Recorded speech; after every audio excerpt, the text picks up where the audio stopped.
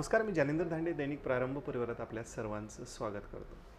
मुळात बीड जिल्हा हा मागासलेला जिल्हा म्हणून पूर्वी ओळखला जात होता, परंतु येथीलच तरुण पुढे आले आणि येथील आर्थिक जी परिस्थिती सुधारण्याचा प्रयत्न केला. यामध्ये आपण पाहिलं तर जे स्पर्धा परीक्षेची तयारी करतात युवक आहेत, इतर विविध क्षेत्रात ही कामगिरी करत होते, परंतु गेल्या काही महिन्यापासून जे सहकार क्षेत्र होतं तेच अडचणीत आलं. सुरुवातीला जिजाऊचं प्रकरण झालं, नंतर ज्ञानराधा आणि नंतर सैरामारवण या मोठ्या 3 बँका कोलमडल्यानंतर मात्र आता कुठंतरी जे ठेवीदार होते यांच्यातच भीती निर्माण झाली. कोणत्या बँकेत पैसा ठेवावा, गुंतवणूक कुठं करावी, हे अनेक प्रश्न आहेत. बरं, मुळात बँकिंग क्षेत्र अडचणीत का येते? हे जे काचेचं भांडं ज्या प्रकारे असतं, एकदा तडा गेला की ते एकदम विश्वास जो असतो ना, ते विश्वासावर हे चाललेलं क्षेत्र आहे आणि तोच एकदा विश्वास उडाला की ठेवीदार संभ्रमात आहेत. सैरामारवांचे सर्व आपल्यासोबत साईनाथ परभणे साहेब आहेत, त्यांच्यासोबत चर्चा करणार आहोत. एकूण या परिस्थितीतून आता ते मार्ग कसा काढतायत. साहेब, एक आपण नमस्कार. अडचणीचा काळ आहे आणि सैरामारवण कुठंतरी बंद, सगळे अचानक शाखा बंद झाल्या आणि अडचणीत आली, काय सांग? सर्व खातेदारांना माझा नमस्कार. श्री सैरामारवण गेल्या 10 वर्षापासून आपल्या बीड जिल्ह्यात सर्वांना सेवा देत आहे. आज अचानक काही अडचणी आल्यामुळं आणि बीड जिल्ह्यामध्ये अफवा पसरल्यामुळं सैरामारवणला बी त्यामध्ये थोडासा त्रास झाला आणि त्यामधून खातेदारामध्ये धावपळ चालू झाली.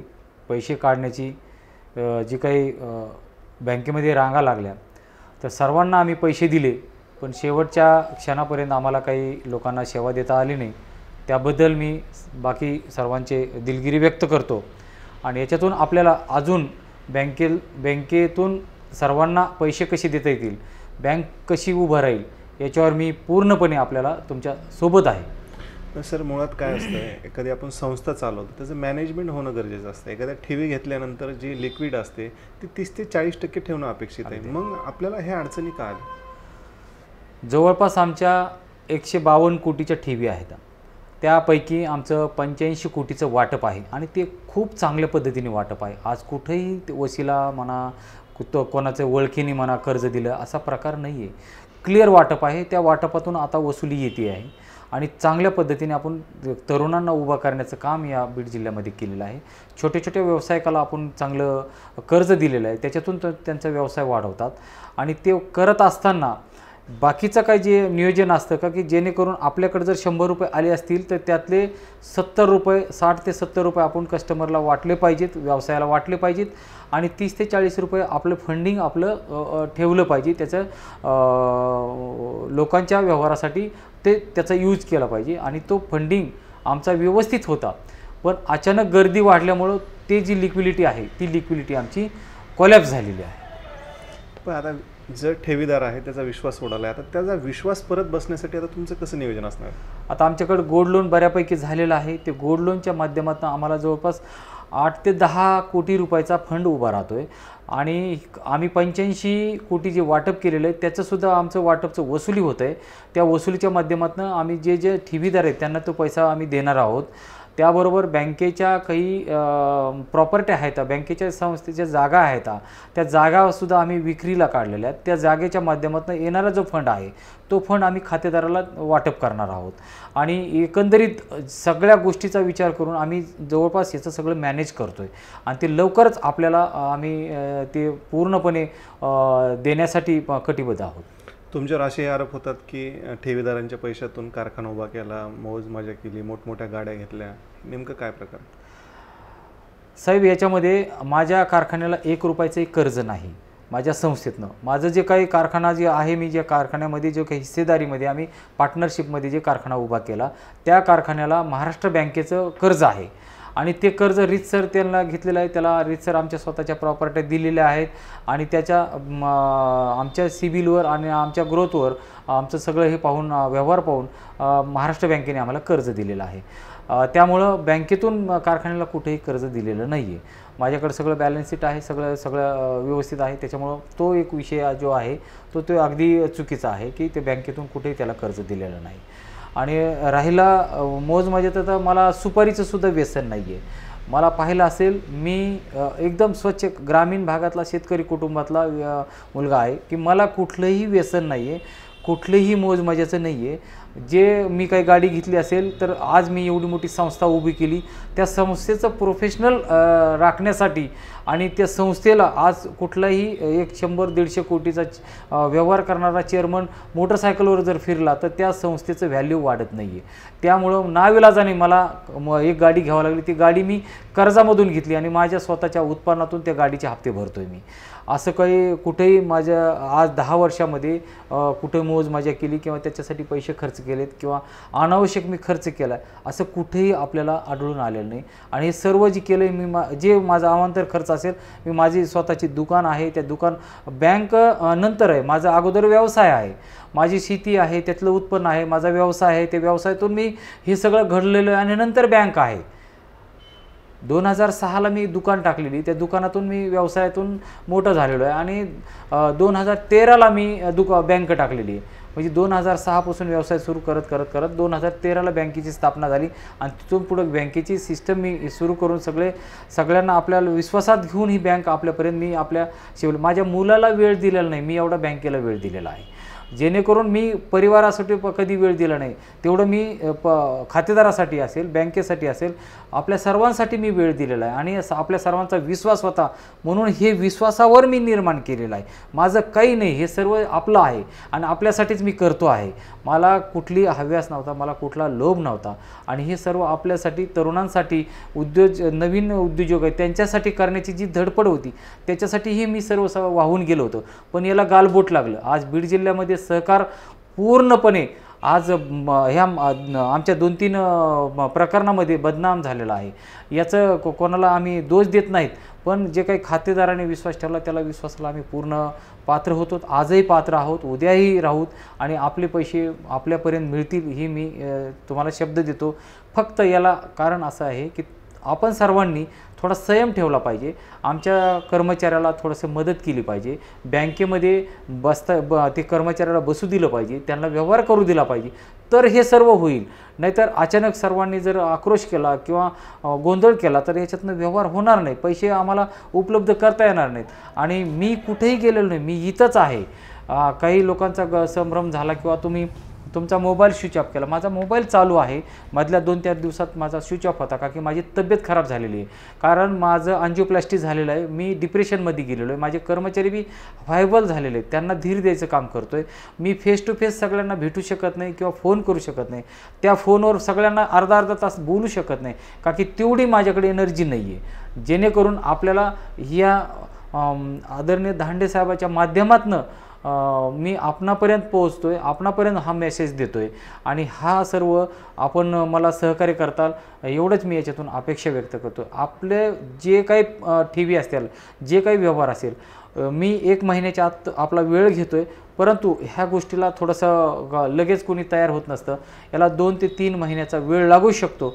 तोपर्यंत आपण मला सहकार्य करा, एवढंच मी या ठिकाणी बोलू शकतो. असंही बोललं जाते ठेवीदारांमध्ये की जे आपले जे ठेवी होते हे काही ज्ञानराधामध्ये आपण ठेवल्या, त्यामुळे आपण अडचणीत आलो, असं काही आहे का?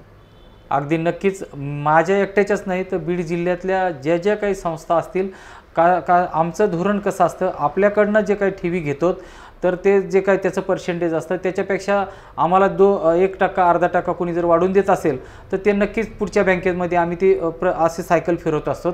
आणि त्याच्या माध्यमातून तुम्ही माझ्याकडे ठेवी ठेवल्या, मी वरच्या बँकेत ठेवल्या, त्यांनी वरच्या बँकेत ठेवल्या, असे एक सहकाराचं सर्क्युलेट असतं आहे.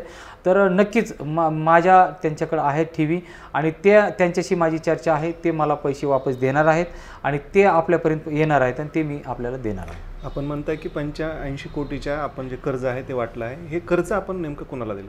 हे छोटे छोटे जे उद्योग आहेत, छोटे छोटे दुकानदार आहेत, महिला बचत गट आहेत, पुरुष गट आहेत, ज्याचे शेतकरी आहेत त्यांना 50-50 हजार 1-1 लाखापर्यंत आपण शेतकऱ्यांना पण कर्ज दिलेले आहेत, बचत गटांना कर्ज दिलेत. हे एकंदरीत जवळपास मी आत्ता गेल्या काही 1-1.5 वर्षामध्ये 15,000 महिलांना कर्ज दिलेलं आहे. आणि जे काही तरुण वर्ग आहे ते छोटे नवीन व्यवसाय करू इच्छितात त्यांना पण कर्ज दिलेलं आहे. एकंदरीत जोडण्याचं काम म्हणजे जवळपास आज माझ्या बँकेचा 40,000 खातेदाराचा ग्रोथ आहे, 40,000 खातेदार आहेत माझ्याकडं, त्यांना मी सगळी सेवा दिलेली आहे. आणि हे सर्व करत असताना एक सामाजिक बांधिलकी म्हणून आज माझ्या खातेदारात कुणी जरी एखादा माझा खातेदार मयत झाला तर त्याला 11,000 रुपयाची मदत करण्याचं काम जवळपास 250 लोकांना मी केलेलं आहे. मी ज्या खातेदारांना कर्ज दिलेलं आहे त्या कर्जदाराला ते जर अपघातात जर गेला असेल, काही व्यवसाय करताना प्रवासामध्ये काही झालं असेल तर त्या अशा मयत खातेदाराला मी 40 खातेदाराच्या जवळपास 4-4 लाख रुपये मी त्यांना पेड केलेले आज. म्हणजे समाजाच्या ह्याच्यातून मी म्हणजे सामाजिक बांधिलकी म्हणून हे सुद्धा काम करत होतो. याच्यातून कुठलाही म्हणजे काही बँकेतून पैसा घ्यायचा, कुठं पळून जायचं आहे किंवा कोणाचं काहीतरी स्वतःची काहीतरी उभा करायचं असं कुठलाही मानस नव्हता माझं. पहिल्या दिवसा बँक स्थापन झाल्यापासून पहिल्या दिवसापासून तुम्ही माझा अपडेट घ्या की माणूस कसा होता, तो काय करत होता, त्यांनी किती लोकांना मदत केली, किती तरुणांना उभा केले, किती लोकांना आज मी सहारा दिला. आज माझ्याकडं जवळपास 140 तरुण आहेत. म्हणजे सगळ्या संस्थेतले मिळून 1000 तरुणांना मी माझ्या संस्थेत नोकरी दिलेली. सगळ्या कर्मचारीची जर सॅलरी काउंट केली तर 1 करोड सॅलरी होती माझी महिन्याची. एवढी मी सॅलरी त्यांना देत होतो. म्हणजे कारखान्याच्या माध्यमातून असेल, दुकानाच्या माध्यमातून असेल, बँकेच्या माध्यमातून असेल, सोशल वर्कच्या माध्यमातून असेल, असे कितीतरी 1000 तरुण आहेत माझ्याकडं काम करत आहेत. त्या तरुणांना मी उभा केले आणि हे मी करत होतो. हे माझं कर्तव्य नाही, मी एक माझं एक कर्तव्य समजतो किंवा मी एक सुशिक्षित बेकार होतो त्याच्यातून मी उभा राहिलो. आणि अजून सुशिक्षित तरुणांना आपल्याकडनं काही मदत झाली पाहिजे का. आज मी संस्थेच्या हेड ऑफिसला जवळजवळ 40 ते 50 मुलांना सांभाळतोय. त्यांचं जेवणाचं, राहण्याचं, शाळेचं, शिक्षणाचं सर्व मी करतोय. मी हे आजपर्यंत कुठेही सांगितलं नाही, पण आज ती वेळ आलेली. मी त्यांच्याकडनं कुठेही 1 रुपया घेत नाही किंवा काही घेत नाही. त्यांना फ्री ऑफमध्ये मी माझ्या ह्याच्यामध्ये सांभाळतो आहे. त्या बिल्डिंगमध्ये माझ्या तशी व्यवस्था केलेली आहे. आणि हे करायचं कारण म्हणजे किंवा चला आपल्यावर जी वेळ आली होती पूर्वी शिकत असताना आपल्याला मित्राच्या रूमवर राहून शिक्षण घ्यावं लागलं, तसं येणाऱ्या तरुणांना येऊ नये म्हणून मी हा उपक्रम राबवला आणि त्यांना ही मदत करण्याचं मी काम करतो आहे. तुम्ही सर्वसामान्य कुटुंबातून आलात, खूप संघर्ष केला आहे, याची सर्वांना जाणीव आहे. तुम्ही त्यांचे पैसे बुडवणार नाहीत हे सुद्धा ठेवीदारांना मान्य आहे. परंतु तुम्ही अचानक तुमच्या शाखा बंद केल्यामुळे ठेवीदारांमध्ये संभ्रम निर्माण झाला आहे. आता तुम्ही कशा प्रकारे आता ही वेळ आहे ती फेस करताय आणि शाखा आपण कधी सुरू करताय? आता काय लिक्विडिटी संपल्यामुळं पहिल्या दिवशी गोंधळ झाला. बऱ्याचशा कर्मचाऱ्यासोबत खातेदारासोबत थोडंसं बाचाबाची म्हणा, काही संघर्ष झाला, काही कर्मचारी भेदरले. त्यांना मी धीर द्यायचं काम केलं. आपल्यातल्याच काही खातेदारांनी त्यांना पण धीर दिला. आपण सर्वांनी समजून घेतलं, सांभाळून घेतले. आजच्या डेटला माझ्या 5 ते 6 शाखा चालू आहेत आणि व्यवस्थित चालू आहे. त्यांच्याकडनं त्यांना देणं घेणं चालू आहे. थोड्या रकमा त्यांना आम्ही देतो आहोत. वसुली पण चालू आहे. आणि लवकरच माझ्या सर्व शाखा पूर्वपदावर येतील, सर्व शाखा चालू होतील. कुणीही असा संभ्रम करू नये किंवा गैरसमज करू नये आणि अफवावर विश्वास ठेवू नये. सहकार मजबूत आहे, सर्वांना पैसे मिळणार आहेत आणि सहकारातले वरिष्ठ लोक माझ्या पाठीशी आहेत. त्यांचे पण मला पाठबळ आहे. जे माझ्या सहकार क्षेत्रात काम करणारे जे फेडरेशनचे आमची टीम आहे ती पण माझ्यासोबत आहे. जे सहकारामध्ये चांगल्या मोठमोठ्या संस्था आहेत ते पण माझ्यासोबत आहेत. ते पण मला मदत करतायत, पण त्याला थोडासा वेळ लागतो आहे. त्याच्यामुळं कुठलीही काही अडचण आली तर कुणीही अचानक कुणी मदत करत नाही. त्याला ते प्रोसेस असतात, त्या प्रोसेसला वेळ असतो आणि त्या वेळ घेऊनच मी आपल्यापर्यंत पोहोचतो आहे आणि लवकरच आपल्याला सर्व आपल्या ठेवी मिळतील एवढा मी आपल्याला विश्वास देतो आहे. हे होते सायराम अर्बनचे सर्वेसर्वा साईनाथ परभणी. एकूणच सायराम अर्बन ज्यावेळेस सर्व शाखा बंद झाल्या त्यानंतर ते 2-3 वेळेस सोशलच्या माध्यमातून समोर आले. पण आज आपण त्यांच्याकडून सर्व परिस्थिती जाणून घेतली आहे. एक बँकिंग क्षेत्राचा अभ्यास केला तर तरी एकाच वेळेस सर्व ठेवीदार मागायला आले तर कोणीही पैसे देऊ शकत नाही. त्यामुळे ह्या बँकासुद्धा ज्या पतसंस्था आहेत, मल्टीस्टेट आहे, ह्यासुद्धा देऊ शकत नाही. आणि हेच झालं, अफवा सुरू झाल्या. अचानक ठेवीदारांची जी ठेवी काढण्याची ही ओढ होती ती वाढली. यामुळे ह्यांचं जे 30-40% जे पैसा असतो ठेवलेला तो संपला. यामुळे ह्या 2-3 बँका अडचणीत आल्यात. पण आता पाहू, सदिच्छा आपण त्यांना देणं गरजेचं आहे, कारण की हे क्षेत्र आता कुठंतरी अडचणीत आले आणि हे बीडसाठी धोक्याचं आहे. कॅमेरामॅन रवींद्र गंभीरसोबत मी जालिंदर धांडे, बीड.